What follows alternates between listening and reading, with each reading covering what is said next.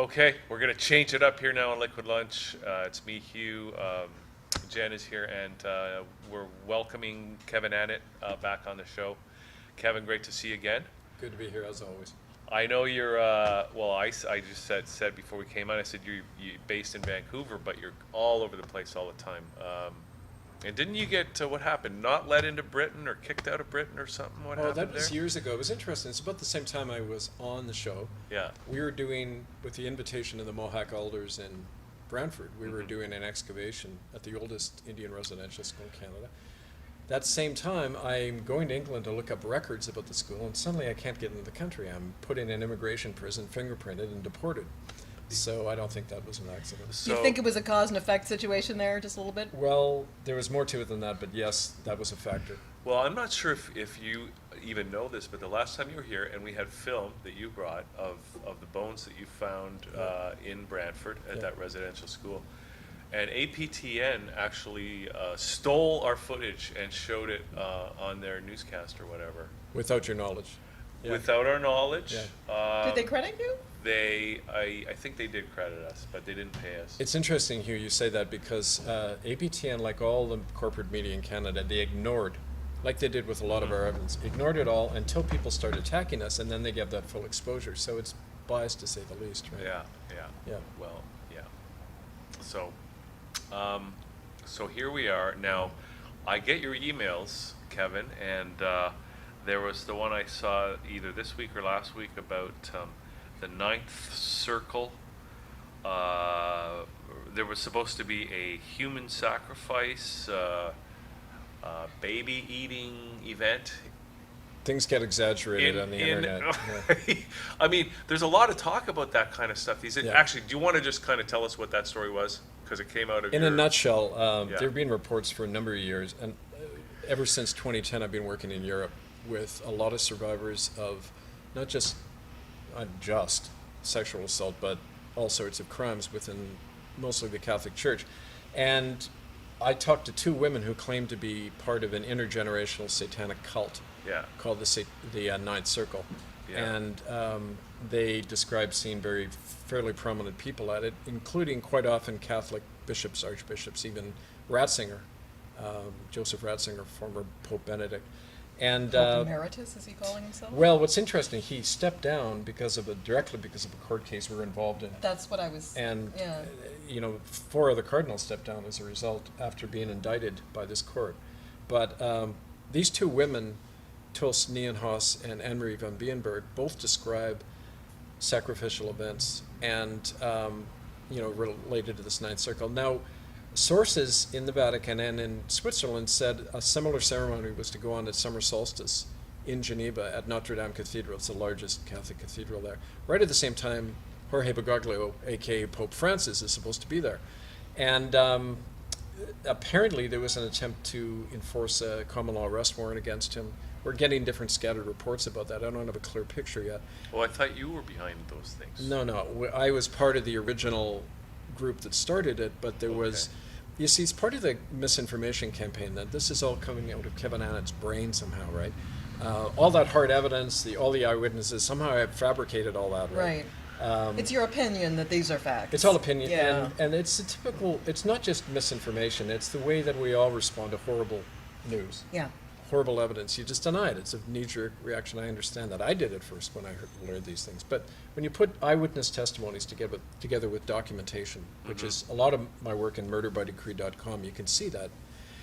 The Canadian government had to admit, and they did. I remember in the New York Times in 2015, there was an article, Canada admits cultural genocide, and they always put that adjective in there to kind of soften the blow Right. about genocide. But thousands of children died. They finally admit that after 15 years of campaigning, right? And people don't realize that the quotes aren't around the word genocide. Right. Good point. Yes.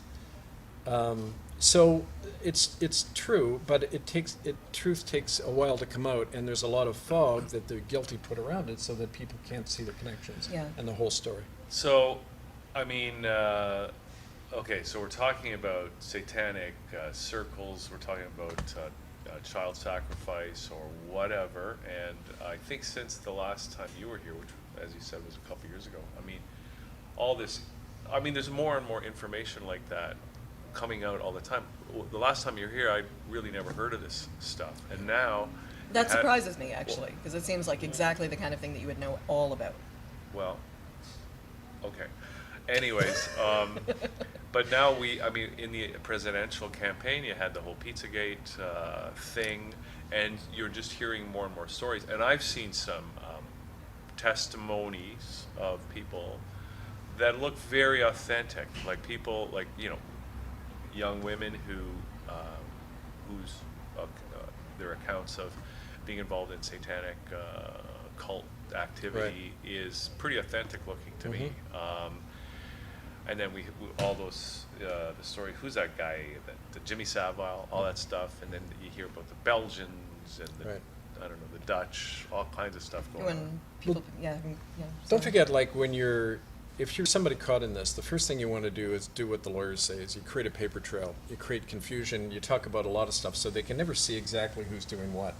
And that's what I find with a lot of these reports. Now, if you look at hard evidence, like, let's look at a standing policy in the Roman Catholic Church. It's called Crimen Solicitanus.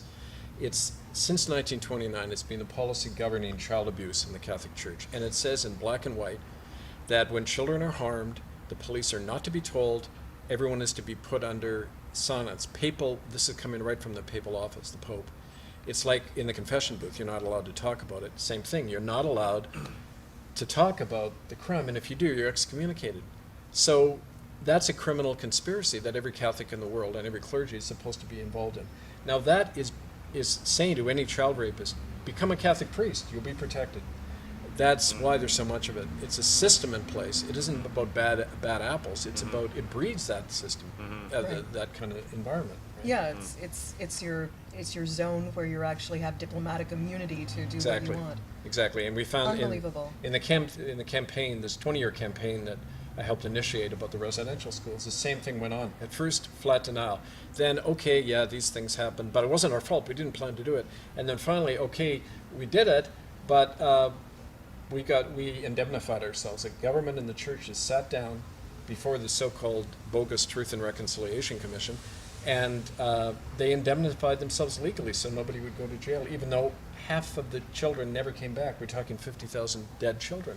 Nobody's ever gone to trial for it. So who was the politician who talked about solving the Indian problem? And Duncan Campbell Scott, Yeah. Minister of Indian Affairs in the early 20th century. He's the one, it's amazing what comes out of their mouths. Yeah. He said half the children do not survive the system. He said that in 1910. 1949, Neil Curry, Deputy Indian Affairs Minister, said the same thing. So why are half the children dying 40 years apart unless it's intentional, right? Nobody's ever addressed that question in Canada, except our campaign. Now, intentional in what sense? Intentional from, well, I mean, I guess just plain good old-fashioned neglect would maybe not count as intentional, but... No, but yeah, of course. The neglect is people see there's children being harmed, so they change the conditions, and the death rate goes down.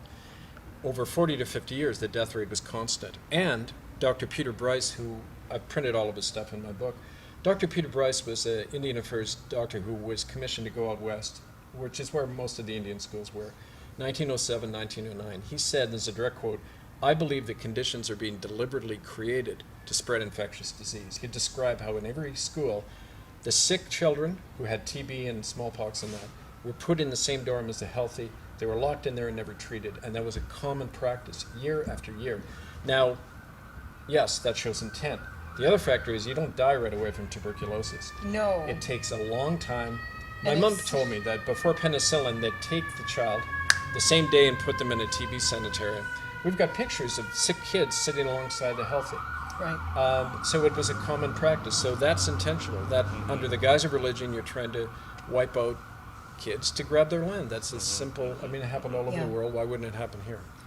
And it's always the same thing. It's the cui bono. It's who's actually making money off this, because I think we see that in the States right now. We see the companies that are losing money because there's not as many people being incarcerated, wanting Right. to make more money on incarcerating people. So who can you incarcerate? People coming across the border. And it's back then and still today. Of course, it's all about money.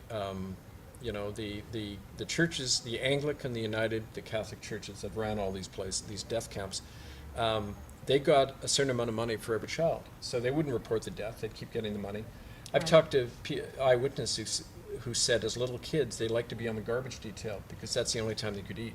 They'd be shoving the garbage in their mouth because they'd be starved otherwise. The nuns and the priests and the ministers would be preaching about Jesus on Sunday and starving children on Monday, and raping them and sterilizing them and in hospitals. All of the crimes, it's been documented to be genocide, and yet it's a crime without criminals. It's Canadians just saying, well, we've absolved ourselves, so. Do you think we're a all problem is the way that Canadians view themselves as being kind of better than other countries? Is that actually standing in our way of admitting these things? Yeah, and it's a weird attitude to have because it's like we're not aware of our own history. Yeah. Talking in America, it's kind of funny because Americans will say, "Oh, we're not the only ones who wiped out our Indians, eh?" Yeah. But in America, it's people are more willing to own things than Canadians, I find, almost proudly, right? Kind of the redneck factor, whatever you want to call Right, it. But right. but We still hate the blacks. right, like Yeah. we're not ashamed of the fact that we're racist, okay? But in Canada, it's this huge, enormous system of denial where we can't go against the view that we've been raised with, and I was raised with it too in the United Church, that we send care packages to Haiti, we Yeah. talk about the love of Jesus, but at the same time, 20% of my offering as a kid in the plate on Sunday was going into the Mission and Service Fund that funded these residential schools where the children are being killed en masse, and it was a open season. If you wanted a kid, you could just go get one, no questions asked. And that went on right to the very end, and the only reason the United Church ever addressed it is because they were sued for it. Then they Right. began to come up with all these justifications in that. But Well, one of my first memories of the church, I think I was telling you before we started that my grandfather was a United Church minister. He'd actually come from Church of Scotland, which seemed like hard-ass religion, Oh, yeah. and then came to the United Church, which was the softer touch. But one of the first memories I have is the Nestle protest against Nestle formula that was going to women in Africa, telling them not to use their own breast milk to feed Yeah. their babies, but to use Yeah. their potentially contaminated water sources to make this formula. And I remember that really clearly, but I don't remember anything that we did that was local. well, that's ironic, I remember when I was in seminary training for the ministry, I went on a fact-finding tour to Guatemala, the refugee camps, and we were, working with the survivors of the genocide in Guatemala. Now, on the one hand, the United Church is protesting that genocide, and here at home, they're doing the same thing to the Indians, but nobody knows about it because to a person in the church, like any church, your congregation is it. You don't Yeah. know what you're part of. You don't know about your history or your corporate ties. I mean, the Anglican Church, major investor in landmines, okay? The Vatican is the largest, 100% owns Beretta Limited, the largest small arms company in the world. It goes on and on. Man, and people criticize the teachers union for having had stock in the Maple Leafs. Oh, they've got nothing. They've got nothing on the Vatican or the big churches because there's this whole centuries-old collusion between empire and church, and they're really big money-sucking organizations and very tied into the whole corporate system. And you don't realize that when you're sitting in the pews, and you just think you believe what you see and hear, and you don't know what you're part of. Yeah. Well, people talk about. I'm not sure where we're going here, Kevin. We're going to go all over the place, maybe. That's all right. But, people talk about the Vatican, essentially, the Roman Empire that never went away. Right. And you've mentioned here on the show before that we think Britain broke away with Henry VIII, but then they came back, or they got him back somehow, right? And you're saying, and I don't know if I know this from you is that even if you're paying, that the United Church of Canada sends money to the Vatican. Well, it's funny. I was invited. Yes, that's true. Not just the United Church, but over 120 governments in the world have what's called a financial concordat with the Vatican Bank. And that includes Canada, right? As far as I know, although these are secret treaties, so you'd have to ask a member of Parliament who probably doesn't even know. Right. But a certain percentage of tax money is sent to the Vatican Bank under these concordats, financial concordats. There's a good site, concordatwatch.eu. They have this documented. It goes way back, but it's the old thing about there's almost two realities. There's the corporate reality that's governing everybody, and then your own experience. Right. And we can be blind to very much what the crime we're engaged in. Right? So I like that with John Moore on CFRB. He always talks about how people are so much more willing to accept their personal experiences than they are to actually look at the facts. And that especially if the facts, well, I knew somebody who was robbed, so that means that crime is on the rise. Yeah. Exactly. When you can experience something yourself, and that's the difficulty of a lot of, quote, white Canadians relating to the thing of genocide in their own country, because it's so outside their experience, they have nothing to hang it on. Yeah. And I know that, and that's what an interesting example of that. For years in this campaign, we were talking about just the truth. Native children were killed. Yeah. After a while, we just started saying children were killed, and that changed it all for people. It suddenly it was like a child. I mean, you mean like my children? My kids. Yeah. What would happen if your child was starved to death and then thrown in a hole somewhere? And wouldn't you want them returned? You think an apology would be enough for you? Yeah. Right. I'm just wondering if maybe the what we're calling intentional genocide is not the same kind of dynamic at play, that that those residential schools administered by the churches were just, if it was white kids, of course they wouldn't have done that, but they were white people looking after Native kids, and so it just was, it didn't have the same impact. Personally, that's true. I'll give you an example of that. In my book, again, murderbydecree.com, you can see all the evidence online. There's a letter from a Dr. Pitts in 1934 about him being criticized. He went around all the BC residential schools, and they criticized for not looking at the fact that so many children were dying. And he said, classic quote, "If I were to apply the same standard of care to Indian children as they do to whites, we'd have to close the schools. But since we can't do that, I shouldn't be criticized." Right. So an acceptable death rate is a third to half. That's an acceptable death rate, because in any system of genocide, there's two standards of care, two standards of law, two standards of humanity. Right. So you can literally look at the children dying and say, well, they're just Indians. They die earlier, and maybe we were racist, so we allowed it. There's all these rationalizations that kick in. But murder is murder, and there's no statute of limitation on a murder, right? No, and this is very much in keeping with the idea that that as long as you can make sure that something is not costing you money.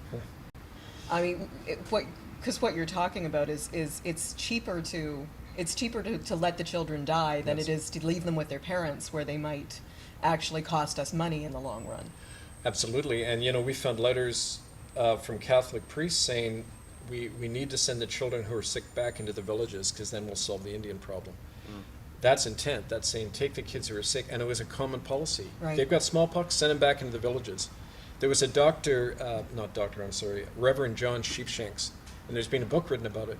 He was commissioned by the Anglican Church to go out among the Chilcotin Indians with smallpox vaccines. One summer, 90% of them died. And he just happened to be a shareholder in the Puget Sound Land Company, co-owned by the Anglican Church and the Hudson's Bay Company, that had preempted the land just before they all died. Right. It's all about money, land. In my latest book, The Mouth of a Cannon, and you can get these all on Amazon, I call it the octopus, this triangle of corporation, church, and government. And ironically, that's the issue that got me fired, because I found out that the United Church had been grabbing all this land and then selling it off to their corporate friends like Weyerhaeuser, big logging company, Macmillan Bloedel, for kickbacks. I said, hey, wait a minute. We're not allowed to do that according to our own policy. We have to return it. And I was out on my account within 6 weeks because I was stepping on big money. Right. Yeah. And that explains a lot that's happened since then. Well, it's the way that, for me, the story of the Indonesian tsunami is a story of people who've lived in coastal regions forever, being expelled from their land because they didn't have the right paperwork, and all of a sudden resorts are everywhere that they were. Yeah. Like it's a story of corporate greed displacing people. Yeah. And not caring. Well, that's an old story. Absolutely, but it's it's not the story that people think of when they think of the tsunami. They think about, oh, it's terrible, a lot of people died, but they don't really look at what the consequences of that were. Just the opportunism that went into seeing a situation, like we've got Native children and their parents sometimes are a wreck and can't take care of them, or their kids are fine, but if we remove them, there's valuable land sitting there. That was always the rationale, and that's why the missionaries worked so closely with these corporate interests, because under Crown, it's called the clergy reserve system. If you were a missionary and you pitched your tent, the Crown, which claimed to own all the land like it still does, that's why we've got to get rid of the Crown, folks, you pitch your tent there and you've got 200 acres around automatically for your church, regardless of who was there. And the first thing the missionaries did is grab the land and wipe out the people using vaccinations, all sorts of means. Then they started converting the survivors, right? But you leave out the first two steps in the history books. Yeah, right? yeah. There was a sailor that wrote a diary going down the Amazon about all the cultures he saw and like hundreds of thousands of people, and it's always been considered to be a hoax diary because or that he was mistaken, because when people went a very short time afterwards, all those people were all gone, wiped out by European diseases. Yeah. And it's only been in the last couple of decades that we know that was actually accurate. Yeah. And that was unintentional. I mean, I'm sure they would have done things intentionally eventually if they hadn't done it accidentally. Well, the whole thing about tent is interesting because that applies in a normal court of law, like you were suing me or whatever. Mm. You need an act and intent. But in cases of group crime, and this was established really clearly at Nuremberg and the Nuremberg legal precedents at the UN in the 1950s that followed, if you're involved in a group crime, you don't have to prove intent at all because there's an inherent assumed intent about a whole culture trying to wipe out another one. Like, you don't have to prove that every SS guard at Auschwitz was trying to kill Jews. They were part of a group crime, a machine whose purpose was to kill off a perceived enemy. That applies to Canada as well. Right. There was the whole idea of terra nullius, there are no people here. We have a right as as Christians who have superior ethics to take this land.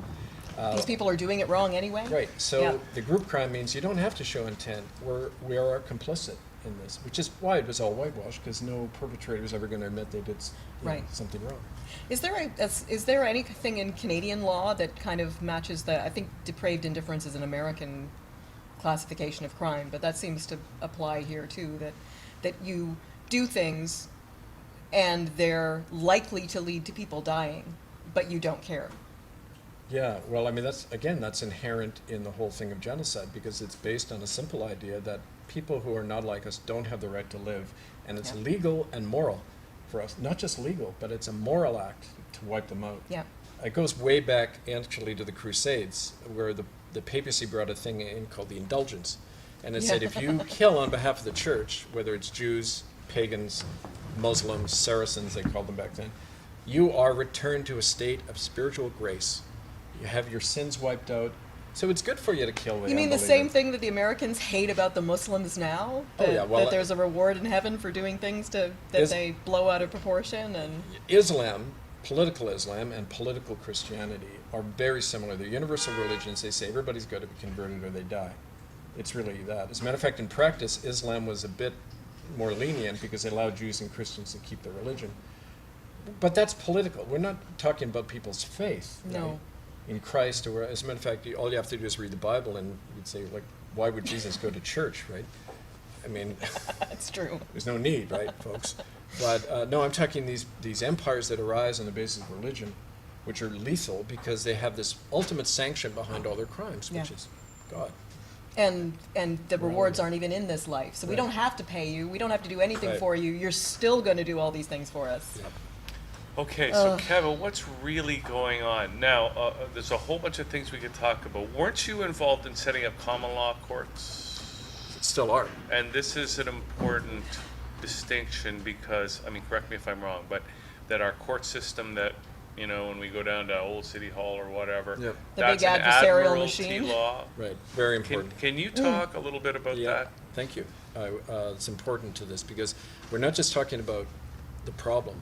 You're saying, how do people who are caught in this really criminal system, how do you get justice when in a Crown system of admiralty law, the Crown, the perpetrator in this case, can never be found guilty? And we tried on 3 occasions. I was working with lawyers and this went to the Supreme Court in BC, in Ontario, and I believe Nova Scotia. Every time the Supreme Court said the Crown and the churches working under their authority, it's ultra vires, it's beyond our jurisdictional competence. So they're untouchable. That's right, because under your own system, you can't be tried. The Queen can't be tried under Crown law, but she can be tried under international law as any flesh and blood person Right. can, just like the Pope can. That's why he stepped down in 2013. He knew he was guilty. So what you need is to go back to the foundation of law, which is that governments are not sovereign. You and I are. And we can withdraw our sovereignty at any point if we don't consent. Now, that's not what people think when they mark the ballot. They say, okay, now we're going to do what we're told. But the police tell us what to do and we're going to obey. No, we can withdraw. It's like Rousseau says in the social contract. We enter in a contract. Contracts can be made null and void if we withdraw our consent. And so that's the idea of a court. When the courts, and it says this in international law, when courts are implicated in a crime, just like governments, the people have an obligation to do their own inquiries, even convene their own courts. And in America, you've had remnants of this survive in the county sheriff system. Right. People elect the sheriffs. You know what a sheriff can do? They can arrest corrupt judges. They can convene courts. They are outside. They're like a fourth arm of government. And Elected by the people. That's an Elected by interesting the power states. that In the I states. didn't realize, because I see Yeah. I see the flip side of that, where Yeah. if you've got a corrupt sheriff, you're Totally. fucked. But that's up to the people to make sure that doesn't Right. happen, because we are responsible, and that's the thing. Right. Self-governance means I don't delegate anything to anyone. I do it myself. That's not anarchy. That's what, according That's to the what- ancient Greeks, that's the epitome of democracy, Yeah. when you take in personal responsibility. We had to do that in Europe. We tried to get the case of genocide into courts here, just shut out. You exhaust your domestic legal remedies, you go to international courts. But none of the international courts were able to put a system on trial. They only put individuals on trial for genocide. So that's why originally it was in 2012, the first case was convened. We took all my evidence, a lot of the evidence from here, plus a lot of testimonies and that from other countries, put it before a common law court that was convened in Brussels. It took 6 months, convened like in a normal court, Right. subpoenaed all these people. I call them the Dirty 30, the defendants. They were Pope Benedict, Queen Elizabeth Windsor, Stephen Harper, all the people who had fiduciary responsibility. None of them responded, of course, which under law is an admission of guilt. Right. You're not contesting what's been said about you. Often judges can then rule automatically in the case of the plaintiff if they're not responding. They were found guilty, and under international law, that means any court in the world can then issue an arrest warrant. Well, that's why Ratzinger stepped down. That's why an enormous spin, the guy who came after, this Mr. Spin Doctor, Smiley Yeah. Pope Francis, who's got his own skeletons in the closet from Argentina, where he was part of the military junta there, and engaged in trafficking children, an old Vatican practice in a dictatorial regime. He grabbed the children of political prisoners. That's how he made one of his spurs in the church. But these people are all liable as flesh and blood men, and they know it. That's why they're relying on people's incredulity and the Right. law as it stands now to protect them. No, but here we are. Okay, so Right. it's like if they, meaning the powers that be, with their courts and those judges down at Old City Hall, if they subpoena us, and we don't respond, we're actually going to get in trouble. But these common law courts Yeah. that good people are trying to convene and enforce law, common law, they can ignore the subpoenas, and it just goes. To me, it's an example of, it's like whoever's got the guns wins. Well, that's the Hugh Grotius. He was one of the founders of international law of the maritime law, and that he said, the law without cannon fire behind it is an empty vessel. You need force, but we're not talking about violence and physical force. We're talking about moral force. Yeah. Like, you don't make the Pope resign, and we know he resigned because of the work we're doing, because the Spanish government had been looking at the material in our docket. February the 6th, 2013, a diplomatic note is sent to the Secretary of State Tarcisio Bertone in the Vatican, and he also stepped down, by the way. And it said, if the Pope comes to Spain, he may be liable to arrest because of what we've seen here, because he's signing letters ordering bishops to cover up not just child abuse, but trafficking, organized trafficking of children within the Catholic Church. 5 days later, Benedict resigns for health reasons, right? And that never happened before, right? not in peacetime, ever. Not in peacetime. There had never been a papal resignation like that. Just like they bring in Francis right after him. Shortest election in Vatican history. Right. 1 day and he's in. The cardinals didn't even vote, apparently. They weren't even a majority there. He was appointed, first Jesuit. And Jesuits are adept in spin doctrine. That's what they've been done for years, centuries. The whole idea is put a happy face on the Vatican, and people will forget all this, because unfortunately we're conditioned from a young age to want to believe that authority figures are good. We can't believe that somebody in authority would actually plan and go out and kill somebody, right? Am I right in thinking that the Jesuits control what's left of the Inquisition? That I can't remember what the department is called. The Congregation for the Doctrine of the Faith. Yeah. And Ratzinger used to head it. The Jesuits are more the financial and the political brains behind the Vatican. They run what's called the Holy Alliance, which is the Espionage and Assassination Bureau for the Vatican. They killed Pope John. Remember John Paul I? I believe that was an assassination. He was poisoned for after sure. 30 days because he was poking around in the Vatican bank, right? And he found the connections with, Right.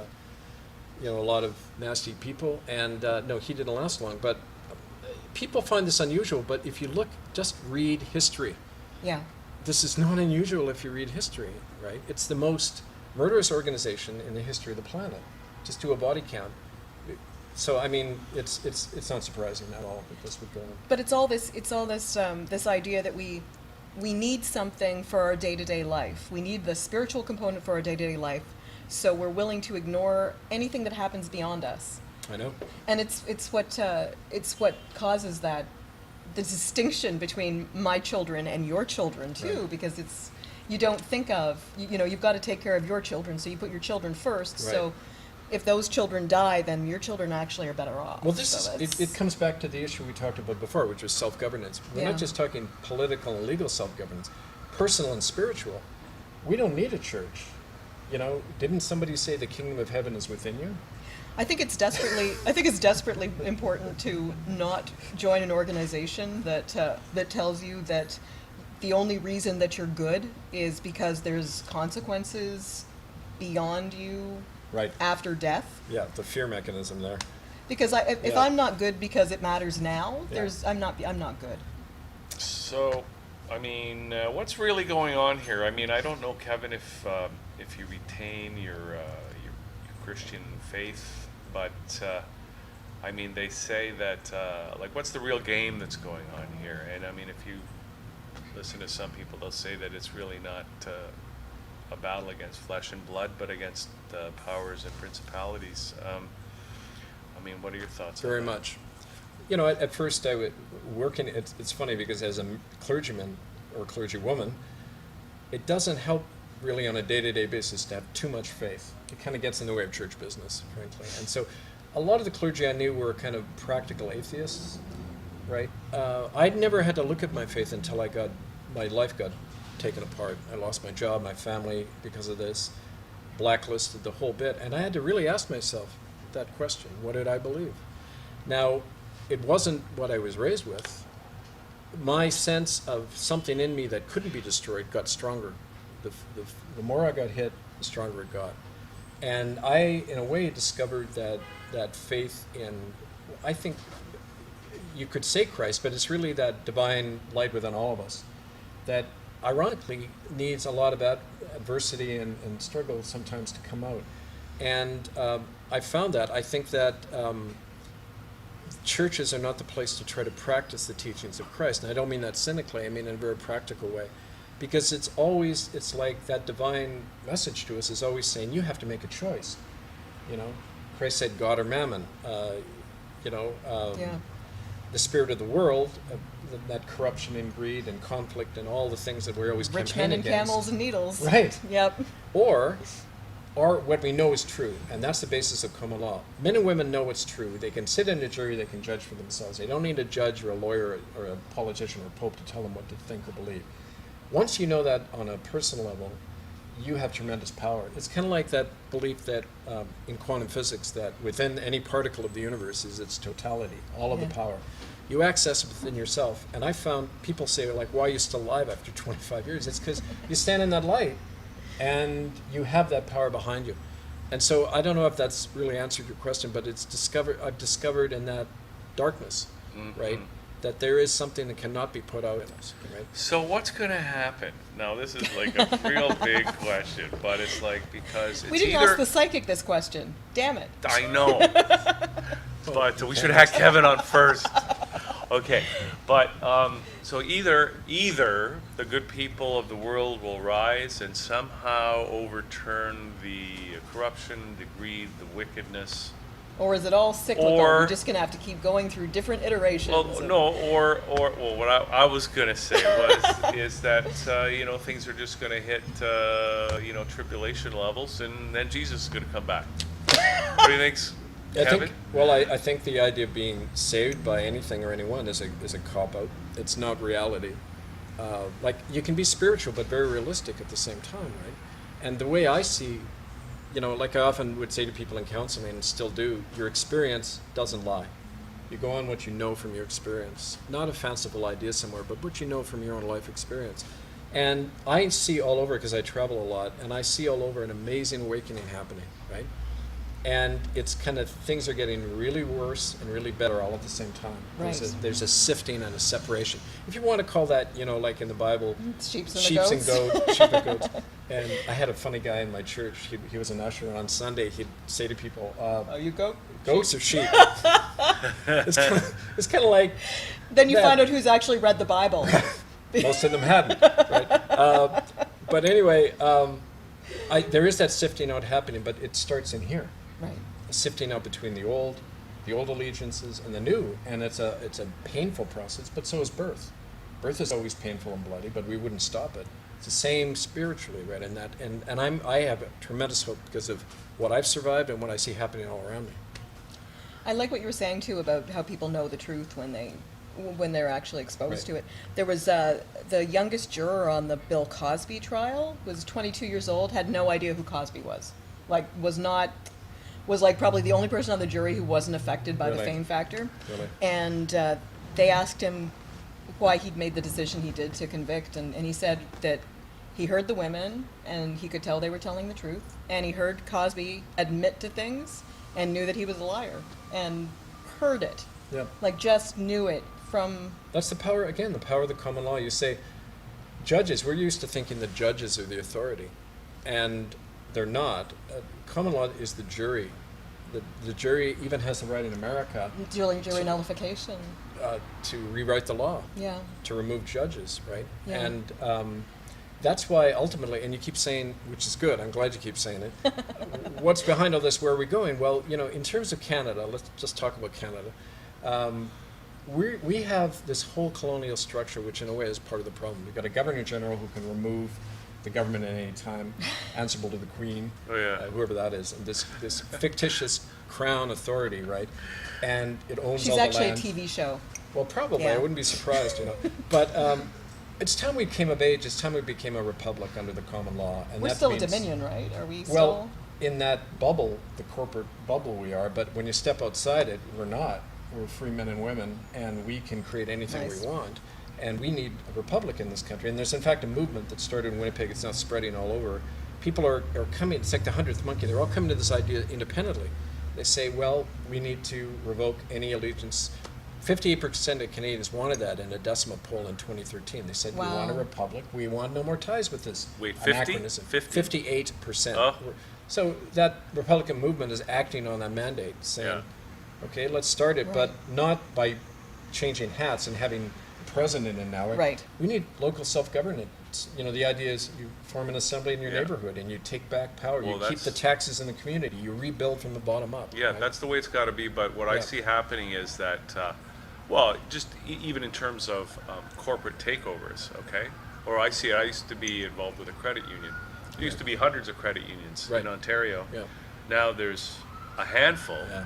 And so you went from hundreds of boards of directors responsibly managing financial institutions to way less people involved in that governance process. Yeah. And so what that means is that you got less people acting like adults managing their affairs.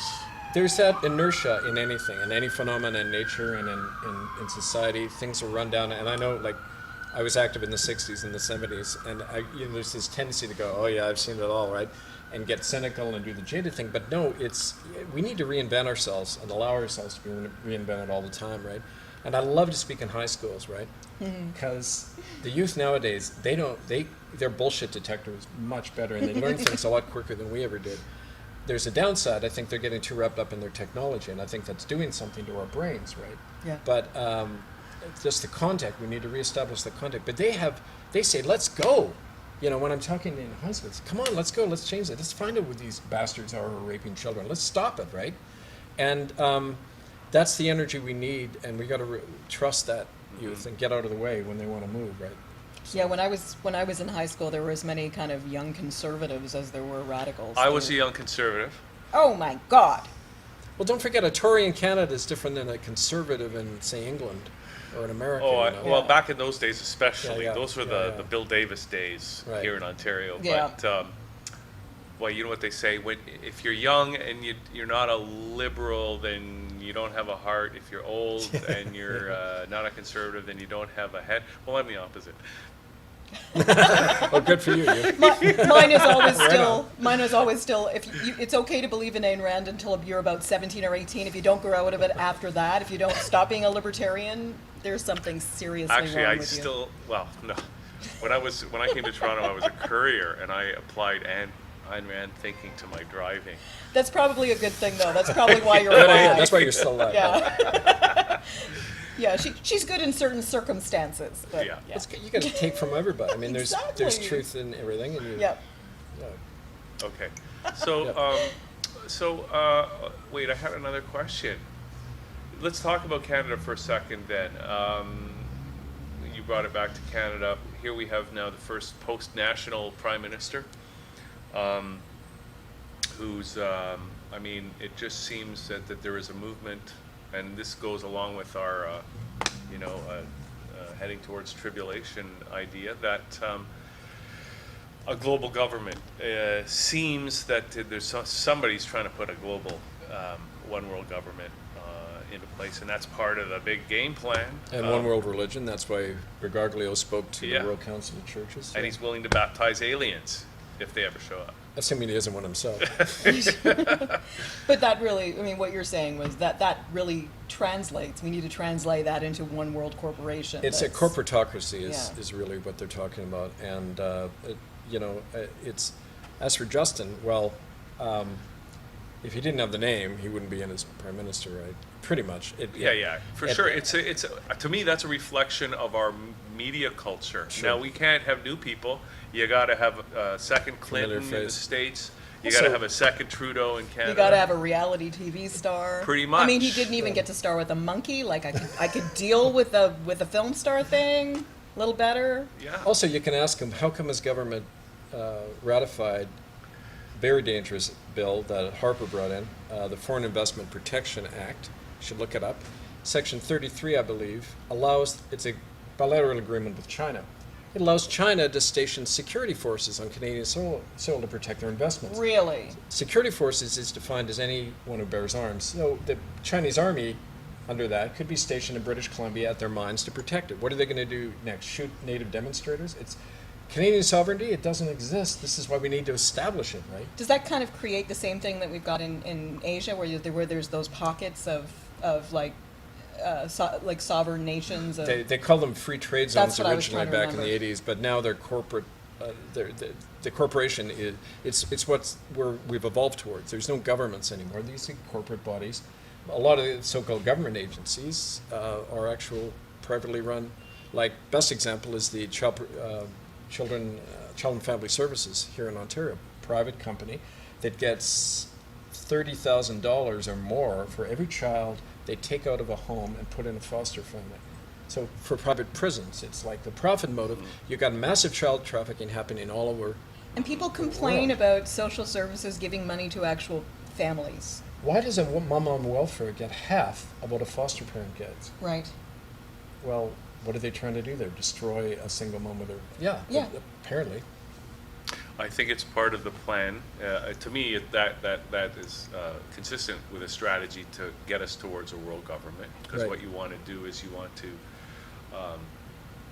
destabilize heterogeneous communities who decide to take their society in the direction they want. Bingo. And the smallest unit of that is the family, so. What genocide is, you destroy the mother-child bond, right?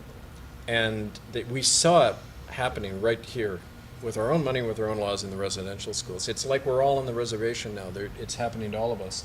And I say to people, if you've allowed it to happen to native kids, guess who's going to be next? Our own. And it's happening. It is happening.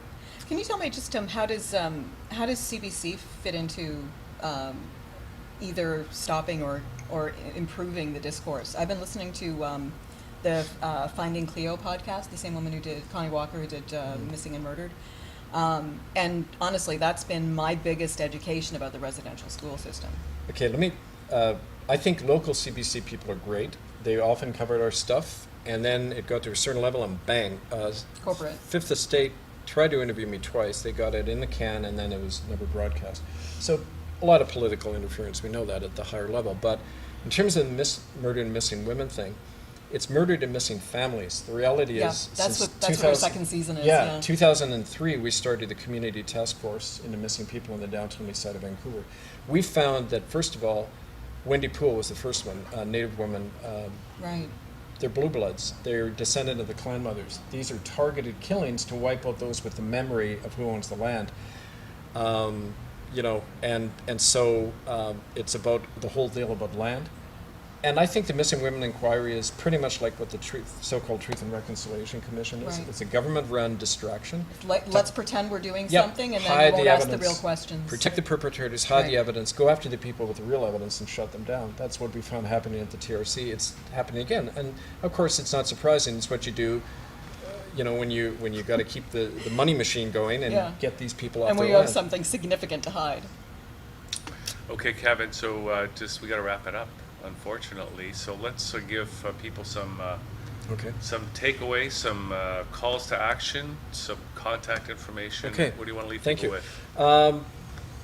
I'd go to Amazon, put my name in, Kevin Annett. You'll see I've written 8 books in the last 2 years just to kind of sum up a lot of this history.